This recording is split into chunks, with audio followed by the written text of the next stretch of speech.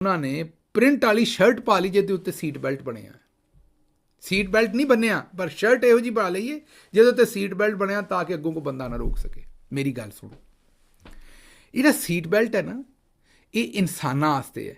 ਕੱਪੜੇ ਪਾਉਂਦੇ ਜੇ ਨਾ, ਬਾਂਦਰ ਨਹੀਂ ਪਾਉਂਦੇ, ਨੰਗੇ ਫਿਰਦੇ ਨੇ, ਤੁਸੀਂ ਪਾਉਂਦੇ ਜੇ। ਮੇਰੀ ਗੱਲ ਸਮਝ, ਜੁੱਤੀ ਵੀ ਪਾਉਂਦੇ ਜੇ ਤੁਸੀਂ ਪੈਰਾਂ 'ਚ, ਬਾਂਦਰ ਨਹੀਂ ਪਾਉਂਦੇ। ਹੋਰ ਵੀ ਕਈ ਕੰਮ ਕਰਦੇ ਜੇ, ਨਹੁੰ ਕੱਟਦੇ ਜੇ, ਬਾਂਦਰ ਨਹੀਂ ਕੱਟਦੇ ਜੰਗਲ ਦੇ ਵਿੱਚ ਆਪਣੇ ਨਹੁੰ।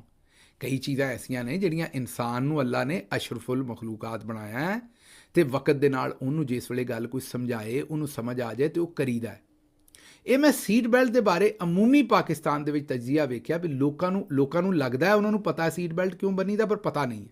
ਉਹ ਆਉਂਦੇ ਨੇ ਸਾਨੂੰ ਆਖਿਆ ਬੈਣ, ਜਿਸ ਵੇਲੇ ਗੱਡੀ ਵੱਜਦੀ ਹੈ ਨਾ 30 ਜਾਂ 40 ਦੀ ਸਪੀਡ 'ਤੇ ਵੀ ਤੁਹਾਡੀ ਕਾਰ ਦੇ ਵਿੱਚ ਪਿੱਛੋਂ ਆ ਕੇ ਕੋਈ ਵੱਜਦਾ ਜਾਂ ਤੁਸੀਂ ਵੱਜਦੇ ਹੋ, ਅਤੇ ਅਕਸਰ ਔਕਾਤ ਹੁੰਦਾ ਇਹ ਹੈ ਕਿ ਤੁਸੀਂ, ਕਿਉਂਕਿ ਉਹ ਜਿਸ ਵੇਲੇ ਗੱਡੀ ਵੱਜਦੀ ਹੈ, ਮੈਂ ਫਿਜ਼ਿਕਸ ਦਾ ਐਡਾ ਕੋਈ ਮਾਹਿਰ ਤਾਂ ਨਹੀਂ ਹੈ, ਅਤੇ ਉਹ ਤੁਸੀਂ ਕਿਉਂਕਿ ਉਹਦੇ ਵਿੱਚ ਸਟੇਅਰਿੰਗ ਹਰ ਸ਼ੈ ਸੀਟਾਂ ਉਹ 'ਤੇ ਜੁੜੀਆਂ ਨੇ ਪੇਚਾਂ ਦੇ ਨਾਲ, ਤੁਸੀਂ ਉਹਦੇ ਵਿੱਚ ਵਾਹਿਦ ਇੱਕ ਖੁੱਲ੍ਹੀ ਸ਼ੈ ਹੁੰਦੇ ਹੋ ਗੱਡੀ 'ਚ, ਅਤੇ ਉਹ ਜਿਵੇਂ ਫੁੱਟਬਾਲ ਜਾਂਦਾ ਹੈ ਨਾ ਗੋਲ ਦੇ ਵਿੱਚ, ਇੰਜ ਅਗਲੀ ਸਕਰੀਨ ਤੋੜਦੇ ਹੋਏ ਤੁਸੀਂ ਬਾਹਰ ਨਿਕਲਦੇ ਹੋ ਅਤੇ ਫਿਰ ਤੁਹਾਡੀ ਟੁੱਟ ਜਾਂਦੀ ਹੈ ਰੀੜ੍ਹ ਦੀ ਹੱਡੀ।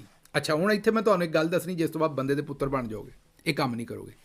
ਰੀੜ੍ਹ ਦੀ ਹੱਡੀ ਟੁੱਟਣ ਨਾਲ ਤੁਹਾਡਾ ਥੱਲੇ ਵਾਲਾ ਜਿਸਮ ਦਾ ਹਿੱਸਾ ਹੋ ਜਾਂਦਾ ਖਤਮ, ਸਮਝ ਰਹੇ ਹੋ ਨਾ। ਫਿਰ ਹਕੀਮ ਲੋਹਾ ਪਾੜ ਵੀ ਤੁਹਾਡੀ ਮਦਦ ਨਹੀਂ ਕਰ ਸਕਦਾ। ਮੇਰਾ ਖਿਆਲ ਇਸ ਤੋਂ ਬਾਅਦ